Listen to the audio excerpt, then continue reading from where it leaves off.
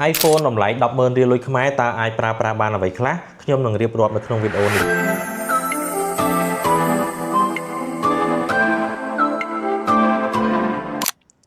នេះគឺជា iPhone 7 វាចេញតាំងពីឆ្នាំ2015មកម្លេះប៉ុន្តែនៅក្នុងឆ្នាំ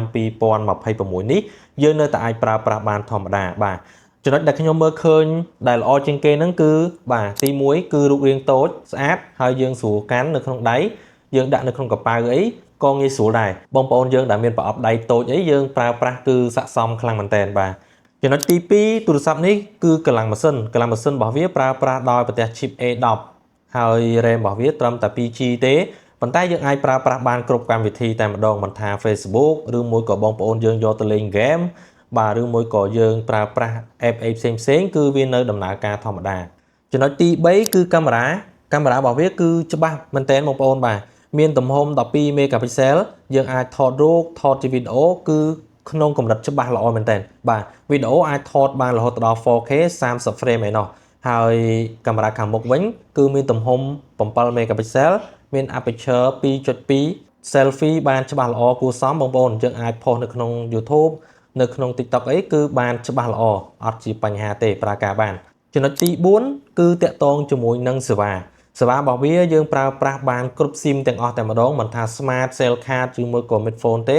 យើងអាចប្រើប្រាស់គឺសេវាខ្លាំងល្អ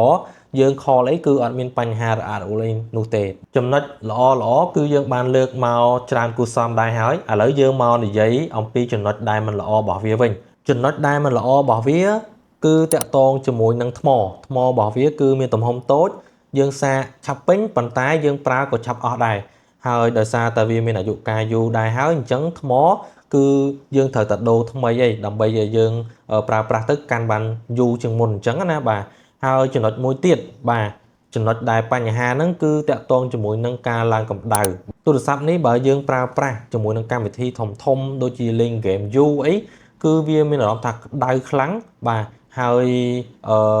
បើយើងប្រើប្រាស់មកធម្មតាវាអត់ជាបញ្ហាទេអញ្ចឹងតាក់ទងជាមួយនឹងចំណុចដែលមិនល្អហ្នឹងគឺមានតែ2ចំណុចទេទី1គឺថ្ម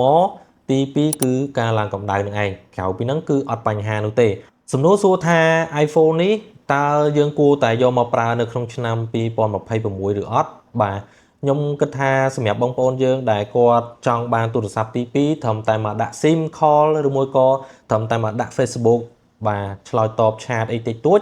យើងគួរតែមាន iPhone 7 នេះនៅក្នុងដៃមួយគ្រឿងដែរព្រោះដោយសារតែវាមានតម្លៃធូរថ្លៃហើយវានៅតែអាចប្រើប្រាស់បានបើសិនជាយើងមិនយកទៅលេងហ្គេមឬមួយក៏បើកកម្មវិធីអីធំបាទហើយសម្រាប់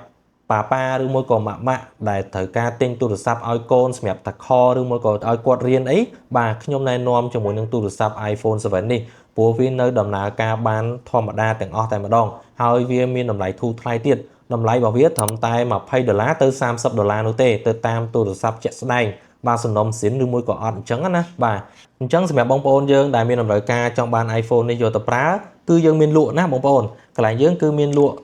បាទ iPhone 7 មានតម្លៃចាប់ពី$20ជាងឡើងទៅដល់30 40ទៅតាមទំហំ G របស់វាយើងមាន4ពណ៌សម្រាប់បងប្អូនយើងជ្រើសរើសយើងមានពណ៌សពណ៌មាសពណ៌ខ្មៅហើយមានពណ៌ក្រហមទៀតអញ្ចឹងចង់បានឆាតចូលក្នុង page នេះមកបាទអរគុណ